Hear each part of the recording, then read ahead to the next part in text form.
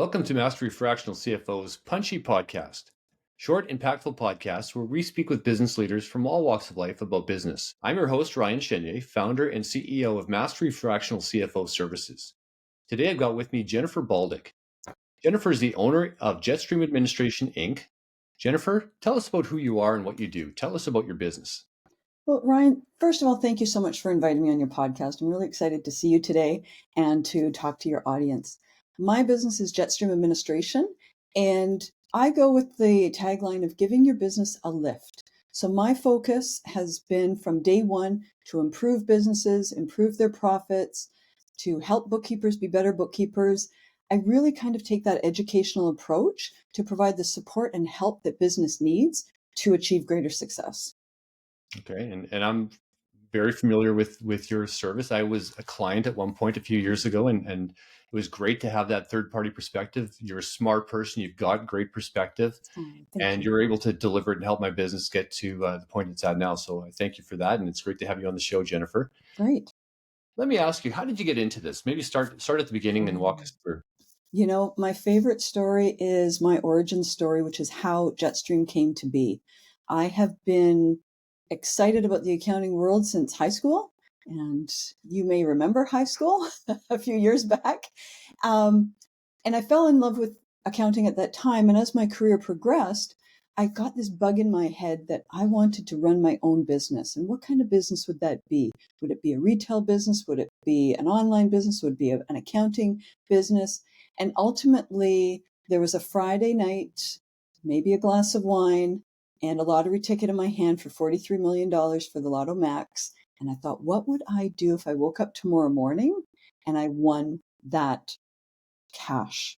And so that's how my business plan was created. A Friday night, pen and paper. What would I do with $43 million? Well, let's just fast forward to say I did not have the winning ticket, but I had the winning formula for how I wanted to spend my career and what I wanted to do with the rest of my days on this planet. And made the conversion, made it happen. And here we are today. How many years later? I'm going to say 14 years later. Jetstream Administration still going strong, coaching and training the businesses of Canada. So, and that's fantastic. So tell us about who you serve. What problems do you help solve? Tell us about the operation of your business and what you fulfill for your clients. You know, it's a great question because there are a couple of segments that I do specialize in. And of course, being a bookkeeper by trade, by heart, by the love of business, really that is a primary focus that I love to work with bookkeepers and accountants to help them run their business.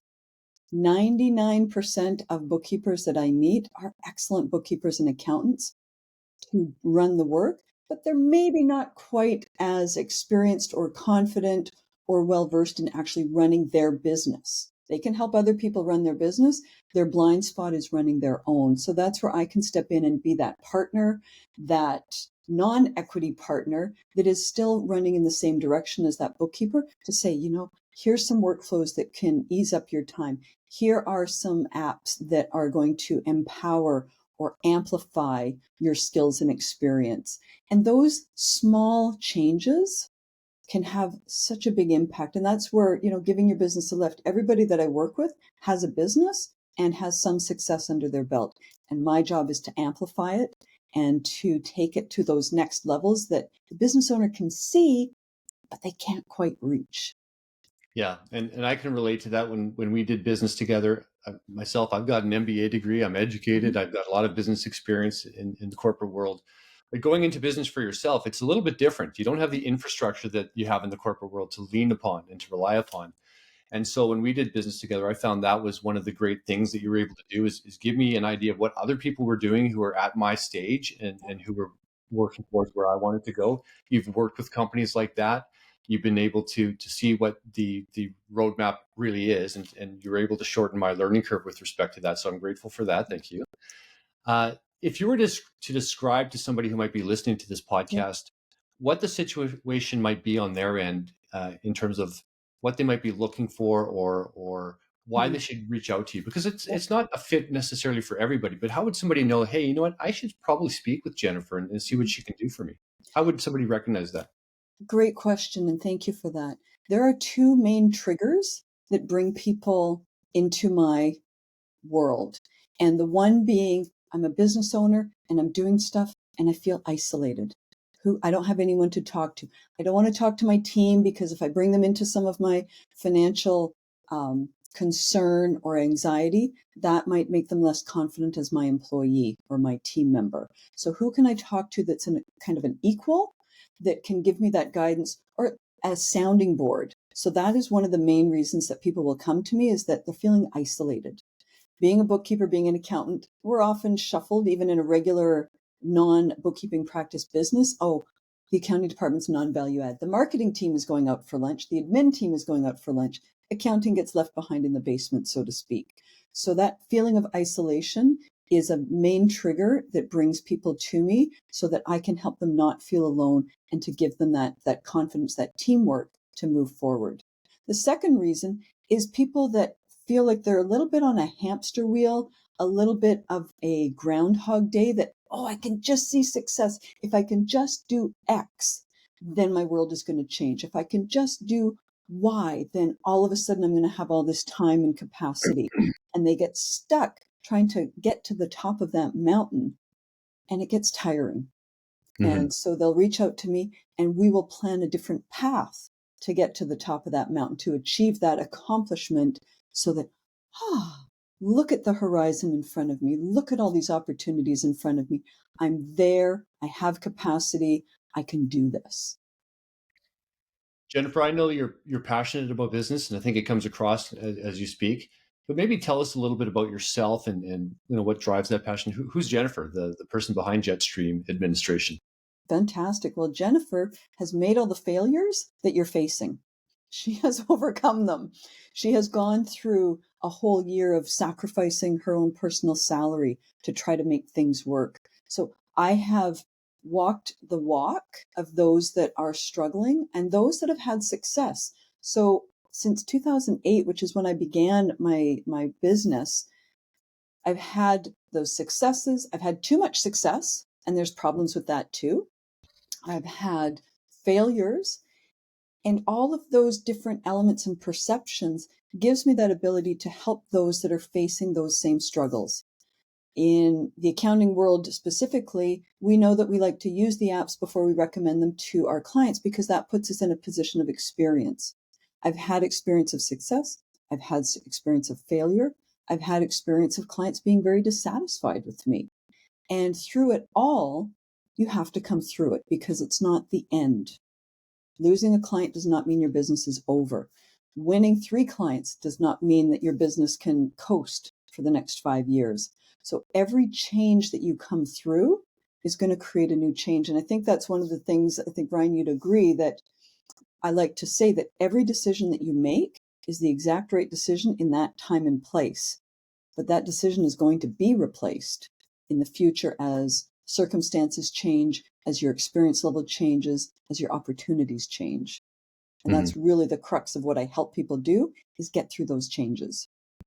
Yeah, and I'll add to that I think you're good at it. I mean, there's a lot of different people out there who are doing coaching, whatever that Mm-hmm. might be. And I found that one of the reasons in the beginning when I came to you that I came to you is because you seem to have a lot of really solid business acumen, and I love the way that the beginning part of our relationship began. You weren't what I'd call a pushy salesperson, but you were compelling, and you understood what I needed, and you helped me understand why that included what you provided. And you were right. So I'm glad that we had those conversations and Yay! we get doing business together. And I would encourage any of our listeners to reach out to Jen at any time if you wanted just to have an initial discussion. I think, Jennifer, you're open to meeting with somebody over the phone or on Zoom or what have you. But I'll get to that a little bit more in a moment, Sure. how to reach out to Jennifer. But what's a piece of advice, Jennifer, that you give to somebody about business, a business owner, say? What kind of advice would you give them about business that you've learned over your experience?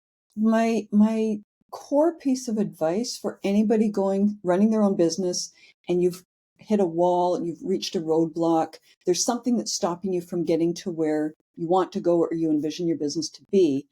And I use it as a stop sign, which stands for stop, think, organize, and proceed. And what that stop sign means to me, and I like to share with others, is take a moment to take stock and be a little bit selfish. One of the best qualities of a business owner is that they want to help others. They want their team to succeed. They want their clients to be happy. But that has to be because the business is able and capable of doing so, not because the business is sacrificing to do so. The best imagery that I can give you is you're on a plane and those air masks come down. You put the air mask on yourself first before you help your child, your spouse, your friend, the person sitting next to you. And it's the same with your business. When you hit a wall, be a little bit selfish and say, okay, wait a minute. What do I need to shore up my business? How can I strengthen it so that it can do the things that I want it to do? So that little bit of selfishness is actually going to amplify your ability for success. I think that's important because there are a lot of people out there who are in business. They want to make the world a better place. They want to contribute. They want to make a positive impact. But you can't do that if you're not looking after yourself. And burnout is not uncommon amongst entrepreneurs. So that's an important lesson. Yeah, I It's think a that's real thing. If really you good. try to be everything to everybody, you are nothing to no one, Yeah. Yeah. right? If you want to be the best at a specific industry or a specific skill set, then be the best at it. Olympic athletes have one sport. They don't have eight, Yeah. right? Very true. Very true. Okay. Well, I think we've reached the point in the discussion where I give you the opportunity to ask me, a fractional CFO, any question related to business. So fire away, Jennifer. I thought about this, and one of the things that I come up with oftentimes, I work with business owners, I work with bookkeepers, I work with accountants, and the bookkeeping being that fundamental foundation of business success, but there's always a team involved, a bookkeeper, a tax accountant, a business owner, and CFO, certified, what do you call yourself? Chief Financial Officer, Yeah. CFO. Sometimes I trip over acronyms because there's so many in the world. Yeah. But what does a CFO do, and how does the CFO work with the bookkeeping team to serve the business owner? Because those team dynamics, when they work well, are powerful. So how does that work with your business? Okay. So a chief financial officer or a CFO in a large company, that's the person who's got an executive role. They are working with the CEO, the vice president of sales and marketing, the chief operations officer. They're part of the executive team. Okay.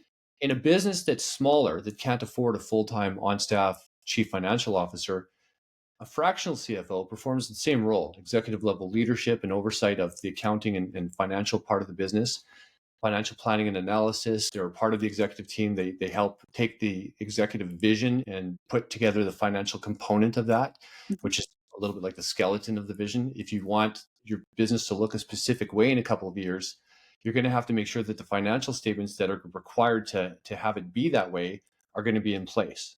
Okay, so the CFO can help put those together, put together the vision financially speaking, and then reverse engineer from there to create the roadmap or the pathway to go from where you're at now to where you ultimately want to be. So how does that work with respect to collaborating with a bookkeeper or even a tax accountant at the end of the year? And it's a great question because that collaboration between the bookkeeping personnel, the CFO, and whatever team members that person might bring to the table, and the year-end taxes, because that's a bit of a different part of the business as well. All three of those are very integral to a business that is in a growth mode. And it's not necessarily the case for a small business. In a very small business, if you're just a startup, one person, an entrepreneur getting your business rolling, you can have a bookkeeper. You should have a bookkeeper, and a Yes. good bookkeeper will help you get to that point where you've got $500,000 in annual revenue or $1 million in annual revenue. That point where you begin to build a team, and that team is starting to function effectively. But you'll get to a point where you need to leverage your time and your expertise, and you'll get to a point where the bookkeeper who's focusing on making sure that all of the transactions are being recorded properly, they're not going to be focused on financial planning and analysis, which is everything Mm. looking forward. The bookkeeping and the record keeping is primarily making sure that everything looking backwards has been done properly, that you're compliant with government regulations, that you have good information in the books. Because we come into the picture and we look at the baseline. What are your current financial key performance indicators or KPIs? Do we know what those are? Okay, if we do, if the bookkeeping's been done well, then that's fantastic. And we can say, from there, we can say what's going right, where is there an opportunity for improvement, and how are we going to chart our course from where we are now to where we want to be. And we'll collaborate with the bookkeeper to make sure that the business is set up in such a way that we can do proper financial planning and analysis, proper budgeting and forecasting. So we'll work with the bookkeeper on the chart of accounts. And this gets into some maybe some technical areas that not all of the viewers are going to be well aware of, but we want to understand what are the gross profits, not just for the business as a whole, but if there's different products and service lines, what are the gross profit margins for the different products and service lines? Which products and service lines are providing the most return on invested time and money and energy? The bookkeeper can help us set things up properly, help make sure the reporting feeds into what we're trying to do for the company to help them reach their vision of success or to realize their vision of success. And so a good bookkeeper is gold for a company that's small. When a company becomes a little bit larger or a lot larger, a great bookkeeper is fundamental, absolutely. A good CFO is going to be focusing in a different area, looking more at the future, looking more at helping make sure that the decisions you make are good decisions. Are we going to have enough cash if we move facilities now? In 6 months, we're going to have the cash we need. If we give better terms to our clients or give them more time to pay their invoices, are we going to run into a cash flow crunch? These are the sorts of things we're going to be analyzing. It's a little bit different. And then at the end of the year, the tax accountant is going to be looking at the income tax for the business. And it's a different set of skills. It's a different area of focus. The rules are changing year over year. And so there's a different skill set there. And that's, I think the best way to look at it is everybody has their focus or their area of expertise, their lane. Bookkeeper, key component of any small to mid-sized business that's looking to grow. CFO, fractional CFO, also a key component of any business that's already starting to grow and that's wanting to grow more. And then the tax accountant, well, you have to pay your taxes. That's necessary. But that person's not going to be there doing your bookkeeping, week in and week out, or your fractional CFO work month in, month out. They're going to be there once a year for sure, maybe twice if they do a bit of preliminary tax planning. But to have those three areas, bookkeeper, CFO, tax accountant, working together and collaborating together in a synergistic way, it only means that your business is much more likely to be optimally effective, optimally efficient, optimally profitable, and it's the best way to manage your cash and just your year in and year out financial component of your business. Nice. So if I could try to put that into a picture in my mind, what I'm hearing you say is, I'm going to go back to the Olympics because I mentioned it earlier and it's kind of on my mind.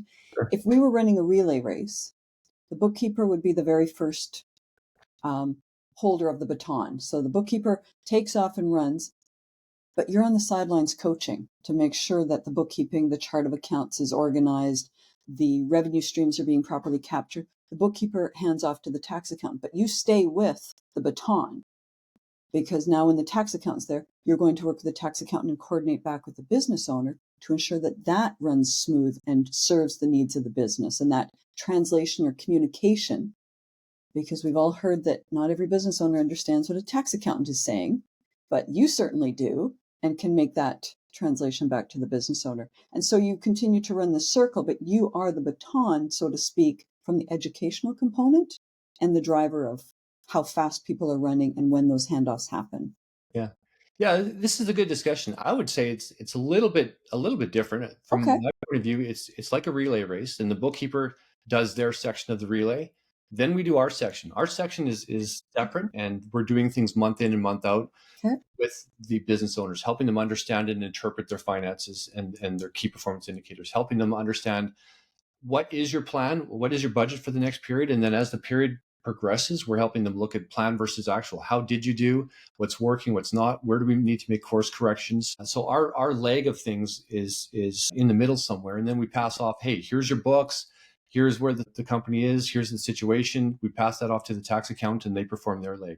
There's it's blurry. It's not a perfect handoff. In some areas, the bookkeeper's carrying the baton along with us. Mm-hmm. And in some areas, when we're collaborating with the shareholders or the tax accountant or the lawyers of the business, we'll get involved with investors, bankers, depending on the scenario. But yeah, there's times when we have the hand on the baton with others, and there's times when we're just carrying it along on our own and working directly with the executive team to help them make decisions like a CFO would in a big company. In a big company, a CFO is not doing the corporate income taxes. And the CFO We hope not. no, and the CFO is not doing the debits and credits either, but they're Yeah. performing that key role. And it becomes more like incredibly apparent in large business, less so in a small business, like Right. that's under $1 million. But by the time you're at $3 to $5 million in annual revenue, typically speaking, a CFO, investing in a CFO, fractional CFO is a no-brainer. The return on investment is going to be substantially more than the cost. And so that's we're able to make a very positive impact that way. And that's very fulfilling for us. No, thank you. That puts a nice picture in my mind as to how those teams run forward together, but Yeah. always serving the business, because that really, to me, is the most important part. The Yeah. hired help, the bookkeepers, the CFOs, the coaches, the trainers, we can't be running along without the business owner. They're our focus, right? They're the financier of their business. Yeah.